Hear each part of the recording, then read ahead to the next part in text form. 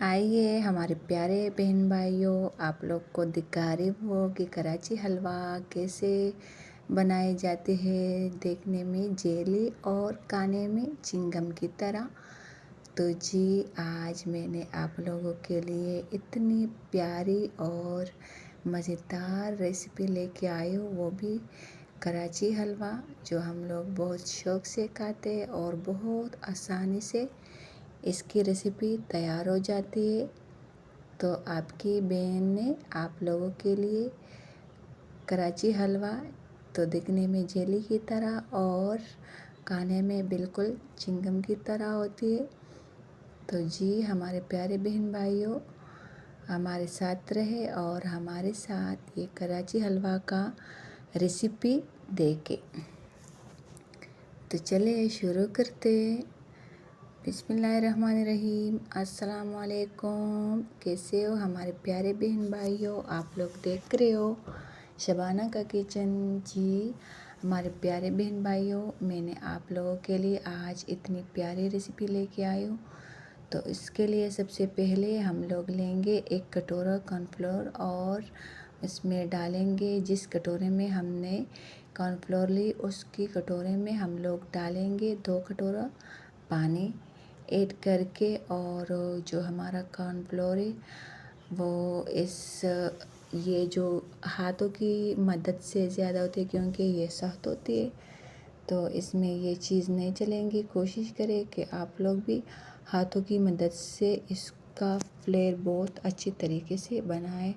तो आप लोग देख रहे हो ये बहुत सख्त है, जब इसमें हम लोग पानी डालेंगे ना तो ये सख्त हो जाते हैं और फिर बाद में आराम आराम से हल हो जाता है। तो जी मैंने हल किया। अब मैंने एक फ्राई पैन ली, कढ़ाई ली, कोई कढ़ाई बोलते, कोई अपने ज़ुबान में इसका अपना नाम होता है। तो मैंने 2 कटोरा पानी ली और इसके अंदर मैंने 1 कटोरी चीनी डाली। तो अब जी हमारे प्यारे बहन भाइयों, जब ये चीनी बिल्कुल गल जाएगा और तो उसके बाद हम लोग कराची हलवा बनाएंगे और आप लोग के साथ शेयर करेंगे। तो जी आप लोग देख रहे हैं पानी बिल्कुल चीनी बिल्कुल हल हो गई।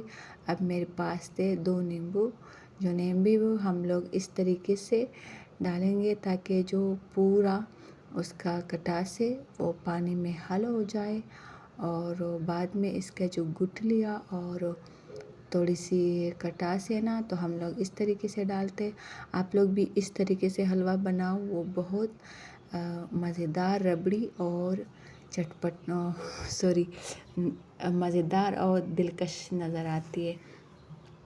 तो जी फिर चने की मदद से हम लोग इसकी गुठलियाँ निकालेंगे और हमारा पानी बिल्कुल साफ़ शफाफ नज़र आ रहा है। और अब जो मैंने कॉर्नफ्लोर तैयार किया वो मैं इसके अंदर डाल रही हूँ। तो इसके बाद हमारा हलवा माशाल्लाह ये 1 कटोरे से इतना सारा हमारा कराची का हलवा बन जाएगा। अब इसको इस तरीके से आराम आराम से, जब तक ये गाढ़ा नहीं होगा तब तक हम चम्मच हिलाते रहेंगे ताकि इसके अंदर गुठली ना बने। तो माशाल्लाह से अब इसके अंदर गाढ़ापन आ गया और इसको हम बनाएंगे। इसमें तकरीबन आधा घंटे से ज़्यादा टाइम लगता है। तो ये हम बनाएंगे, अभी इस तरीके से बनाएंगे और बाद में इसके अंदर मैं तेल डालूँगी। अगर आपके पास इलायची है तो इलायची की पाउडर भी डालें, मेरे पास मौजूद नहीं थी तो मैंने नहीं डाली। और इसके अंदर मैंने 4 चम्मच तेल डाले। तो जी कोई तेल भी डालता है, कोई नारियल का तेल भी डालता है। तो नारियल का तेल भी अच्छा होता है और कुकिंग तेल भी अच्छा होता है। तो मेरे पास कुकिंग तेल था वो डाला। और ये फूड कलर भी मैंने ऐड किया। कोशिश करें कि फूड कलर भी ऐसे कलर डाले जैसे कोई ब्राउन डालता है, कोई लाल डालता है।